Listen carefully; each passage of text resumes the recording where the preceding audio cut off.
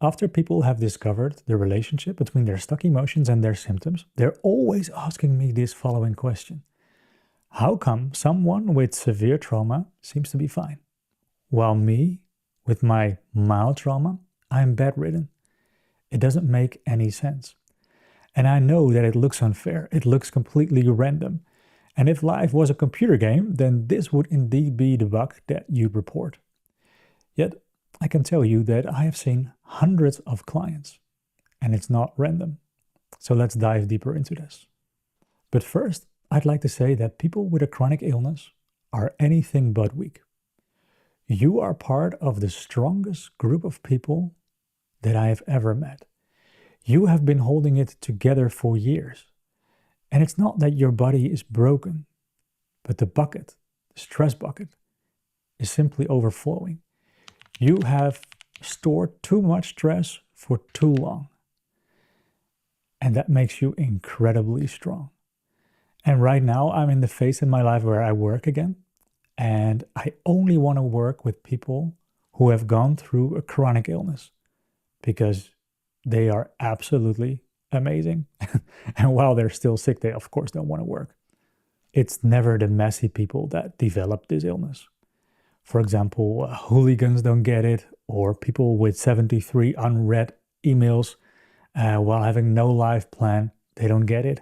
Or a man that put all their anger into controlling the dishwasher, they seem to be weirdly fine. No, Dr. John Sarno actually described the personality type of people who are getting a chronic illness, and he called them the goodists. That means that they are highly intelligent, extremely self-aware, but since childhood, they have been tweaking themselves with these skills to become more acceptable.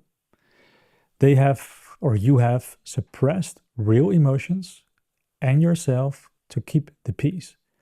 And yes, that means that, I'm sorry to say this, but you have never fully been yourself. And that suppression, that costs massive amounts of energy. But let's take one step back. Why try so hard to be good? And the answer is simple. Because deep down, you feel bad. Maybe it's shame. Maybe it's the feeling of not being enough, being too much, or being wrong. But the need to be good always equals the fear of being bad. Yet you reject those feelings, the fear and the shame, immediately, and you cover it with behavior. And that behavior can come in the form of overachieving, people-pleasing, fixing, helping, controlling, and as well, distracting yourself. Maybe via work or via your phone, spirituality, whatever. And you think that you are productive or being helpful. Yet biologically, you are just running away from yourself. Or worse, you're fighting yourself. And this behavior represents fight or flight. Meaning you're pumping yourself full with addictive stress hormones to avoid feeling fear or shame. And as long as you're busy, you don't feel it. You seem to be okay.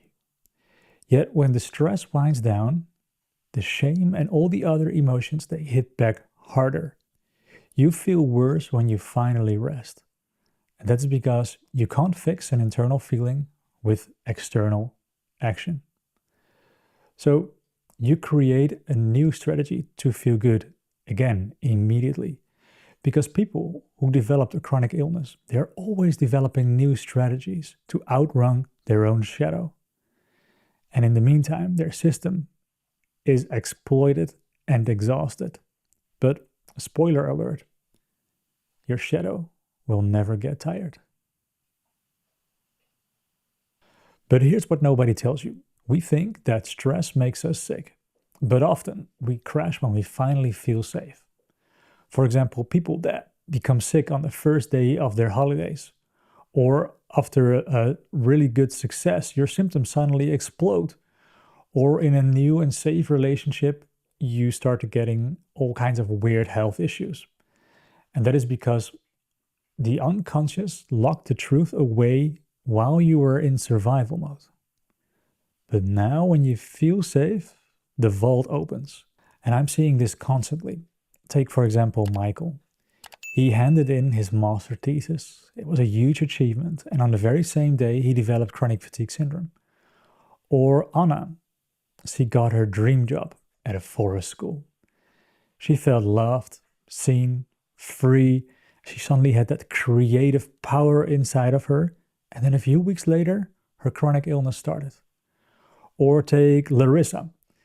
She has a lot of urinary tract infections, but they did not happen with her toxic exes. But now, with her safe boyfriend, all of a sudden she has all these reoccurring infections. In all these moments, safety and peace was the trigger. It was not the stress. The universe seems to have a dark sense of humor sometimes. And the thing is that when we don't get this information, we get the wrong information that telling us that things are going wrong with ourselves. Then we get even more stressed. And then we enter a downward spiral where things get worse. But instead, from now on, I'd like you to anticipate on this. Did you experience a period of stress or maybe a lifetime of stress? Then the moment where you stop that pattern, something else is going to happen. And that's actually a very good thing.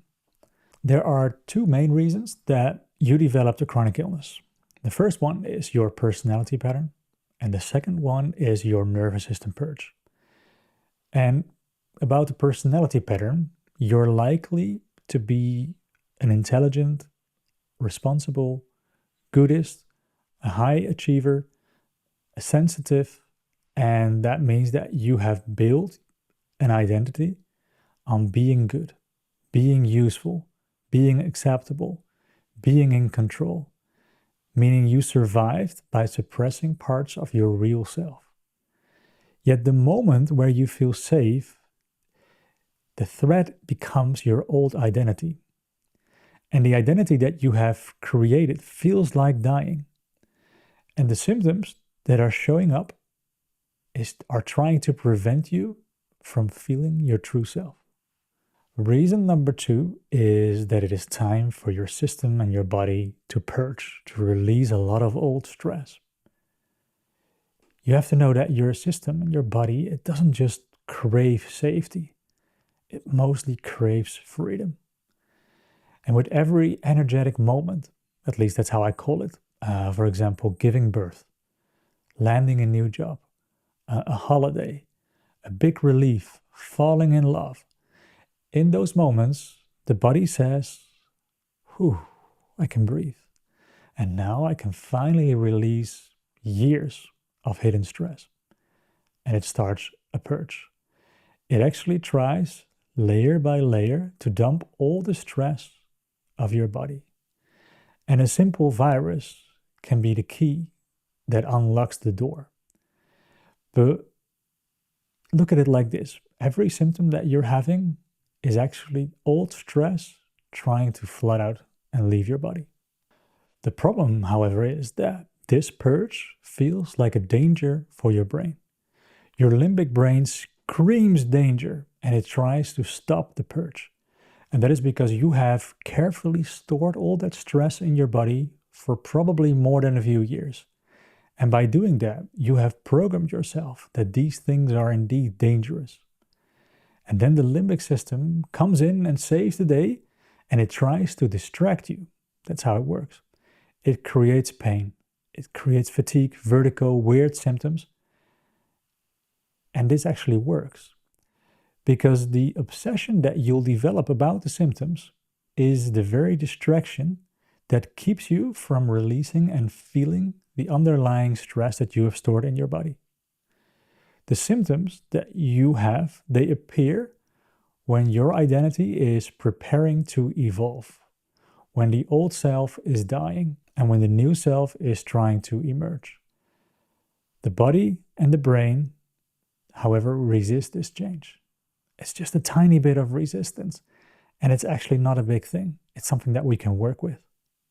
If you're ready to stop managing symptoms and to start releasing what is underneath them, then watch this video, and in that video we're going to do it together, and you can experience a switch in which you immediately calm down, in which you become emotional, and in which your symptoms can disappear. It doesn't always work, especially in the program we do some more preparation work to it, but you can try. And if you want to have more information about the spiritual meaning, then I recommend this video.